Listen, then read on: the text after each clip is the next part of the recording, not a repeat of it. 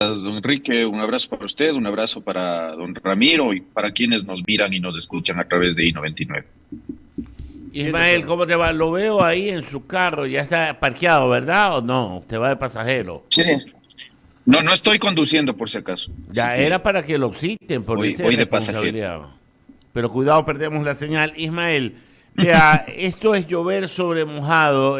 Hay otros decretos que se están cocinando en la sede del Ejecutivo, hay uno ya en sede constitucional, pero parece que el gobierno no entendió el tema de la calificación de la urgencia que hizo la Corte Constitucional, y las urgencias de la Corte no son las urgencias del Ejecutivo, pero quien tiene la capacidad de decisión es la Corte y no el Ejecutivo. Eso ya lo determinó. No es dar vueltas sobre el mismo carrusel. Bueno, habíamos conversado con ustedes hace unos días sobre este tema. Finalmente la Corte ha hecho dos audiencias respecto de los dos decretos ley que están ahora en trámite. Habrá que ver cuál es la decisión que va a tomar, que yo creo que saldrá, no sé, tal vez la siguiente semana, en un par de semanas más. Pero sin duda alguna lo que usted dice, don Ramiro, es una verdad incontrastable, ¿no? Para la Corte, pues los parámetros de urgencia no son necesariamente los que en cambio sí constituyen urgencia económica para Carondelet. Yo pienso, y habíamos conversado con ustedes mismos, que en el caso del tercer decreto ley que tiene que ver con los temas de los procedimientos coactivos a quienes han accedido a créditos educativos, es un asunto que va a seguir probablemente la suerte del decreto en materia tributaria. Creo que la Corte no va a tener mayor inconveniente en dar dictamen favorable a ese decreto, pero me parece que el que tiene que ver con la reestructuración financiera, económica de las empresas, es un decreto que va a merecer un análisis un tanto más detallado por parte de la Corte Constitucional, no solo porque, a mi juicio al menos, no cumple, y usted lo ha dicho muy bien, me parece que el equipo jurídico, el presidente, no sé si el presidente no es abogado, pero entiendo que tiene una Secretaría General Jurídica que sí está compuesta por abogados. Y me parece que no se ha leído con atención los señalamientos de la Corte en lo que tiene que ver con la urgencia en materia económica. Sin duda alguna, este decreto no tiene ese carácter, al menos no a la luz de los parámetros que la Corte los ha fijado.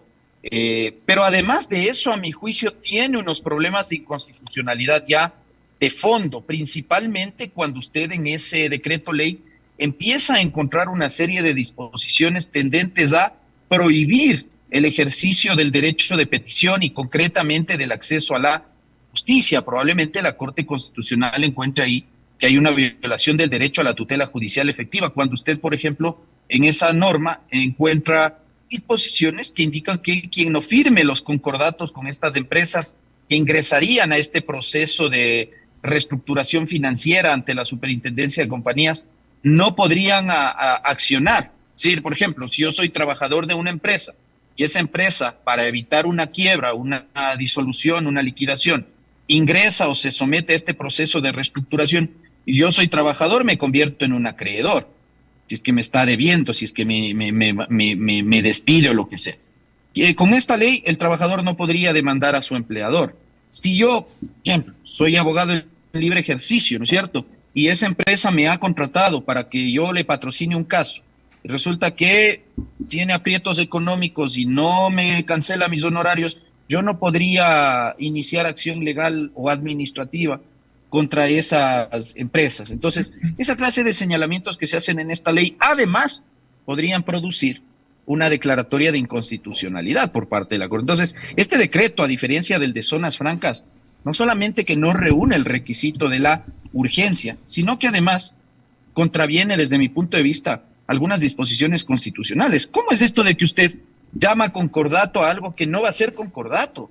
Porque si usted revisa esa ley, este decreto ley, básicamente al acreedor de la empresa se le está obligando a firmar un concordato en el evento que quiera cobrar su acreencia. Si no lo firma, no cobra. Eso dice la ley. Entonces, francamente, eso es una violación al principio general de libertad, consagrado en el artículo 66, número 29, letra D, de la Constitución. Entonces, me parece que no se aprendió en Carondelet a hacer las tareas bien en esta materia. En esa y en otras, Ismael. Yo quiero hacerle una consulta que no tiene nada que ver con eso, pero es una idea que me está dando vueltas en la cabeza desde hace algunos días. Cuando la Constitución señala las formas de terminar la presidencia a alguien que está en ejercicio, señala por renuncia, por muerte, por juicio político, por incapacidad y creo que se me escapa una. Pero usted no sé si va a coincidir conmigo que la situación por la cual termina el mandato del presidente Lasso es inédita también dentro de estas causales. A ver, el presidente Lasso va a terminar digamos, constitucionalmente. Yo voy a tratar de decirle lo que es en la realidad y lo que dice la norma, ¿no es cierto? El deber ser de la norma es que un presidente de la República culmine su periodo de gobierno durante los 4 años, es decir, que acabe sus 4 años, haga su gestión, cumpla con su plan de gobierno, etcétera, etcétera. Ahora, claro, hay situaciones dentro de las cuales en la vida del Estado se presentan y hacen que un periodo de gobierno pudiese terminar de modo anticipado. ¿Cuáles? Un juicio político, una renuncia. Dios no quiera el fallecimiento de un presidente de la República. Y también, en este caso, cuando ha operado la muerte cruzada, que es una terminación anticipada del mandato. Así que en ese sentido, ningún problema. Ahora, políticamente, ¿cómo veo yo la cuestión? Pero solo una cosa, Ismael, antes de llegar a su siguiente análisis. Pero eso no está consagrado dentro de las causales, la muerte cruzada, ¿verdad? No propiamente, pero si uno interpreta sistemática, integralmente el 148 de la Constitución con el artículo 145, que es el que regula las causales de terminación del periodo del presidente de la República, evidentemente en este caso es una terminación del periodo. ¿No podríamos asumirlo como una renuncia? Vamos a eso quería ir con mi segundo punto. Ok, vamos. Formalmente uno podría sostener entonces que el presidente culminará su periodo de funciones o cesará del cargo por terminación del periodo, solamente que esta terminación se ha anticipado, se ha recortado de 4 a 2 años y piquito, 2 años y medio, ¿no es cierto? Pero en el fondo, en la realidad, en la práctica, lo que el presidente ha hecho es firmar una renuncia en diferido, a cómodas cuotas, a plazos. Entonces, cuando usted va a una tienda, ¿no es cierto?, y se compra un televisor de 65 pulgadas y dice, bueno, no tengo el efectivo para cancelarlo ahora, y si tengo una tarjeta de crédito, pues utilizo mi tarjeta de crédito y lo difiero a 3 o 6 meses sin interés. Eso es lo que ha hecho el presidente de la República con el decreto de disolución parlamentaria. Sí, firmó su renuncia, pero una renuncia que ha sido diferida en este caso a 3 o 6 meses, pero con probablemente muy altos intereses, que ese es para el país, no para el país. Y esa es probablemente la aplicación práctica. Entonces, sí, equivale en la realidad a una renuncia a cómodas cuotas. Claro, lo que yo dije, los legisladores se fueron de contado y el presidente se va en diferido. Así es. Efectivamente. Sí, no, pero suena simpático. Muy bueno. Ismael, yo quiero dejarle una tarea antes de pasarle a Eduardo y a Bolo, porque es otra de las cosas que a mí me queda nadando en la cabeza, esto de la muerte cruzada, un poco, ya cuando haya terminado este periodo y todo el sobresalto que causa la ejecución de una medida de este tipo, sobresalto y traumas dentro de la administración y la cosa pública y la imagen internacional, analizar jurídicamente con también los ribetes políticos la conveniencia o no de esta institución dentro de la Constitución, porque viendo por lo menos a priori lo que estamos viviendo, hubiera sido más saludable que si el presidente iba a renunciar en diferido, lo renuncie de contado, no cause el trauma en la República y le dé la sucesión a quien él escogió como su binomio, que por lo menos era una página en blanco sobre la cual se podía escribir. ¿A usted qué le parece en algún momento estudiar este punto? A ver, yo comparto plenamente su opinión. Le debo decir que creo firmemente que el presidente cometió un error con la firma del decreto de disolución parlamentaria. Y por si acaso, esto no es un señalamiento de defensa a quienes integraban la anterior legislatura, porque salvo muy pocas excepciones, esa legislatura era igual o peor que la que terminó funciones entre 2017 y 2021. Pero muchos advertíamos que el remedio iba a ser peor que la enfermedad. O como se dice un poco más en el barrio, el caldo le iba a salir más caro que los huevos al presidente Lasso, perdón que se lo diga así, porque hay quien en Carondelet le vendió la idea de que esto de gobernar sin Asamblea Nacional era soplar y hacer botellas y que la Corte Constitucional iba a convertirse en el patio trasero. Creo lo mismo. O en una agencia, un apéndice de la Secretaría General Jurídica. No sé quién le dijo al presidente Lasso que esta Corte, con todos y los defectos que le podamos ver, porque claro que hay que criticar cuando corresponde a la magistratura, pero esta es una Corte que dentro de sus, yo le diría, virtudes, no son muchas, pero algunas virtudes, es la de mostrar independencia y no sometimiento a ningún gobierno de turno. Ya lo demostró en su momento con el gobierno del expresidente Moreno y lo ha demostrado ahora con el gobierno del presidente Lasso. Y esa es una de las cosas que yo innegable, indiscutiblemente rescato de esta Corte. Entonces, se advertía de esto al presidente, ¿no es cierto? Y ahora se ha dado con la piedra en los dientes. Eso, digamos, pasando a una fotografía o tomando una fotografía de la muerte cruzada en el contexto de la inoperancia de un gobierno que está pues terminando ya sus días. Pero ya orgánica institucionalmente, yo creo que en algún momento tendremos que sentarnos a conversar seriamente sobre la conveniencia de extrapolar, de trasplantar a nuestro sistema, que es puramente presidencial, una figura que tiene un tufo claramente parlamentarista. ¿Sí? El tema de las disoluciones de las cortes, de los parlamentos, o de las destituciones presidenciales sin acudir a la fórmula del juicio político, como ocurriría en el evento de que se aplique el 130K, que de hecho se intentó el año anterior, es más propia de un parlamentarismo. Y desde mi punto de vista no encaja con nuestra realidad constitucional, mucho más cuando usted tiene una Corte Constitucional altamente peligrosa como la nuestra, desde el punto de vista de sus decisiones, de la arbitrariedad a la que también los justiciables y los usuarios del sistema de justicia constitucional a la que nos sometemos con la Corte. Si usted con la Corte no tiene nada seguro. Entonces, bajo esas consideraciones, yo no creo que el tema encaje. Y creo que en el caso, volviendo un poco al tema del presidente Lasso, me parece que cometió un error. A mí me parece que si la renuncia iba a ser a plazos y a cuentagotas, como ocurrido ahora, donde usted es un presidente prácticamente derrotado, donde usted tiene un recrudecimiento de la crisis de inseguridad y usted tiene un presidente que sigue aplicando la misma fórmula que no ha dado solución en 15, 16 o 17 veces anteriores en que se han decretado estados de excepción para combatir supuestamente la inseguridad.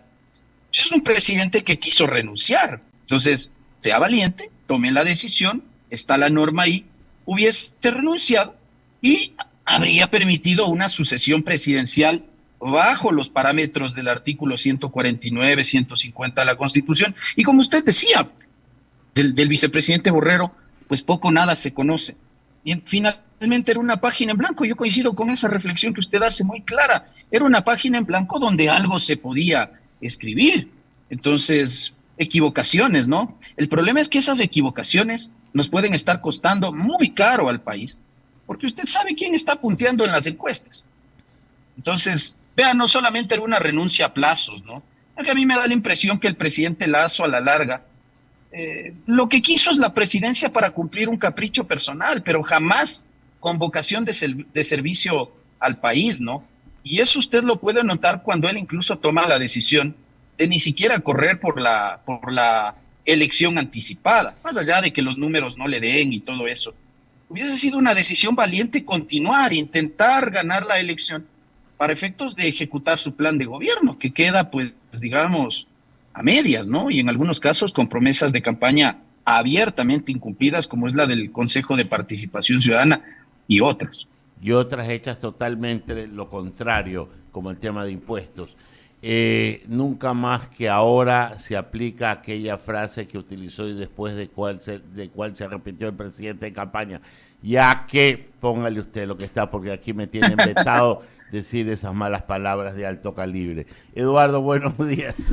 buenos días, mi querido doctor Quintana, Ramiro, a toda la audiencia, a Bolo, buenos días. ¿Cómo estás? Ismael Quintana. El doctor Quintana, Ismael Quintana, sí. Alberto. No, el doctor Ismael Quintana. La verdad es que los he escuchado y me encantó la definición de la tarjeta de crédito y del diferido, Ismael, me pareció realmente muy propia, con mucha sal. Y solamente con una definición, en un año 5 meses, y ya le hablo en oro, propio, más allá de lo que pueda hacer un gobierno, con una asamblea que tiene tantísimos decretos, han aprobado proyectos de ley, incluso me parece que hay, el otro día me decía Marcos Molina, que ya estaba para lo de la ley de salud mental por hacer, y así como esos, muchos. ¿Usted piensa, doctor Ismael Quintana, que van a poder por lo menos avanzar en lo que tienen o se van a poner a pelear con el Ejecutivo? Evidentemente en el caso de que no gane la persona que está en primer lugar. Es decir, que gane quien está segundo y no tenga la mayoría. ¿Usted cómo lo ve?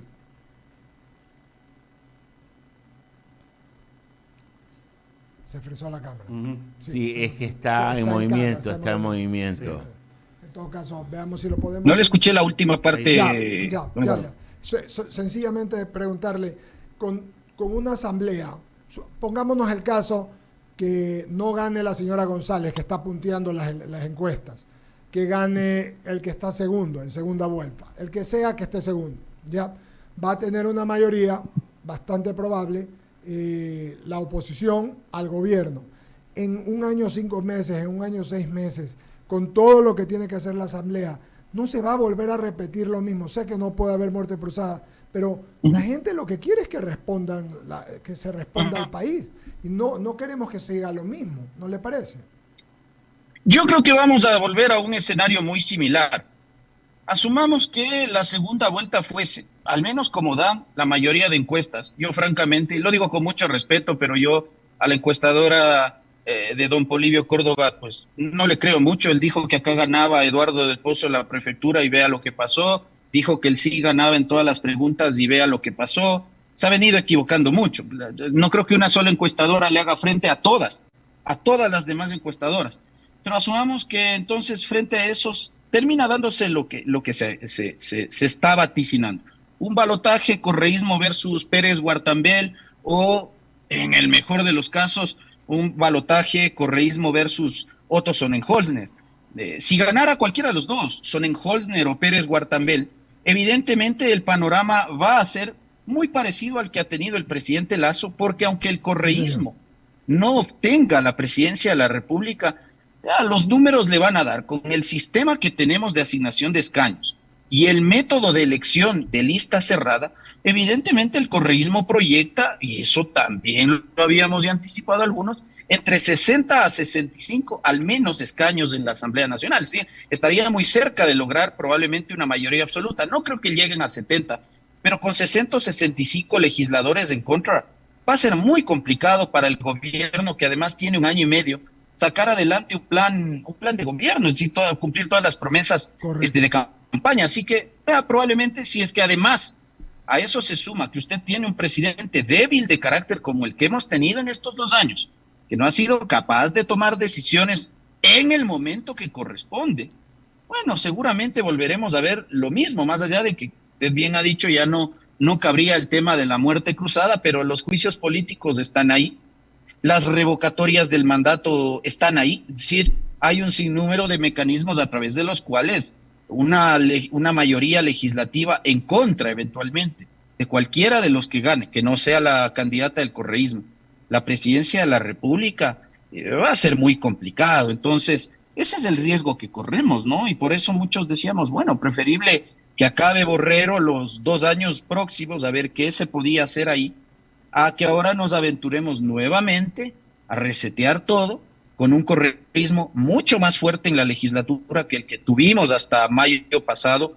Correísmo tenía 46, 47 votos, ahora se proyecta que tendrá más, con alianzas que seguramente se construirán ahí para hacer mayorías. Entonces, vea, el espacio de maniobra para el siguiente gobierno va a ser muy complicado, muy difícil, por no decirle prefiero no ser tan negativo, Sí. pero quedémonos con que va a ser muy complejo gobernar así. Le cambio, hemos hablado del tema político, perdóname que le cambie la figura, pero hace 2 días entrevisté a Ramiro Mantilla, ex comandante general de la policía, y me decía, por ejemplo, que todos los policías que se acaban de graduar no tienen dotación de armas, no tienen armas. La Corte Nacional tiene como hace 3 meses en sí un proyecto para poder utilizar las armas incautadas a la delincuencia organizada y común para entregarlas a los policías y que estos pudieran no ir pues con las manos sin chaleco y sin armas a la calle, y se siguen dando la vuelta y la vuelta y la vuelta, doctor Ismael Quintana. Su opinión al respecto. Bueno, porque acá, insisto, neciamente se cree que seguir aplicando la misma fórmula, seguir acudiendo, perdón que se lo diga, a la misma vieja confiable de los decretos de estado de excepción que no han servido para combatir la delincuencia. Vamos a encontrar un resultado distinto, pero es que yo no sé quién le dice al presidente que haciendo lo mismo va a llegar a un punto o a un destino diferente. Cuando yo vi esa resolución aprobada hace unas 2 o 3 semanas, me parece, por parte del Pleno de la Corte Nacional, dije, bueno, hay que coordinar una cuestión entre función judicial y Policía Nacional, es decir, judicial y ejecutivo, para implementar eso a través de acuerdos ministeriales que se deban dictar para efectos de traspasar esos armamentos a la Policía Nacional, pero no se ha podido hacer ni eso, ¿no? Pero es algo muy sencillo. El problema entonces es voluntad política, mis queridos amigos, de gente o de un gobierno que ofreció comprar chalecos, que ofreció comprar armamento a Israel. Recuerde usted que el condecorado ex secretario de Seguridad Pública del Estado pasó más de un año diciendo que la compra ya estaba en marcha, cuando las autoridades de Israel dijeron que jamás el gobierno manifestó un interés en adquirir armamento y chalecos. Entonces, un gobierno que de labios para afuera le dice que le preocupa la seguridad, pero que se la pasa dando condolencias en Twitter, y que cuando tiene que aplicar lo que constitucionalmente le corresponde, que es un plan, una política pública de Estado a largo plazo, de prevención del delito, de combate efectivo al delito, no, ahí sí no. Entonces le echamos la culpa a la Asamblea, le echamos la culpa a la Fiscalía, le echamos la culpa a la Corte Constitucional, a la Corte Nacional de Justicia. Todo el mundo es culpable acá, menos la función del Estado, que tiene entre sus misiones, conforme el 261 de la Constitución, de velar por nuestra seguridad, por nuestros derechos fundamentales y por nuestras libertades elementales, como es el derecho a la vida y la integridad física. Entonces, mientras usted no tenga una política pública, primero, de armar como corresponde a Fuerzas Armadas y a Policía Nacional principalmente en este campo. Luego, de brindar certeza y seguridad jurídica, de que acá el policía o el militar no van a ser los procesados, sino el delincuente, que es lo que termina pasando en Ecuador. Bueno, las cosas no van a cambiar y mire, yo hace unos 3 meses revisaba el registro oficial, que podríamos decir de allá de Chile. En Chile, el Congreso aprobó una reforma en el campo penal y se estableció por norma legal que cuando el servidor del orden público, los carabineros allá, en nuestro caso los policías y en complemento los militares cuando corresponde, desempeñan su función, no van a ser procesados penalmente. Es más, en Chile se prohíbe por normativa legal expresa procesar penalmente a un policía o un militar cuando ha cumplido su misión. Y acá en Ecuador, ¿qué es lo que está pasando? La cosa al revés. Claro. Y eso ha estado en manos del presidente Lasso siempre, que incluso ofreció, acuérdese, crear una unidad de abogados dedicada 100% a patrocinar los casos de aquellos policías y militares que pudiesen ser procesados penalmente por el cumplimiento de sus deberes. Pero sin el indulto al policía Olmedo ha llegado. Entonces, usted está hablando de un gobierno que no le ha cumplido a nadie su palabra. Enrique Bolívar. Penosamente. Sí, por favor. Gracias, Eduardo. Doctor, leí ayer en la Corte Constitucional, no sé si el término legal es derogar o deja sin efecto, el habeas corpus, protección, medidas cautelares en jurisdicciones territoriales pequeñas, entiéndase Manglar Alto, Balsas y similares. ¿Cuál es su criterio al respecto, doctor? Bueno, me parece que es una decisión positiva, pero tardía.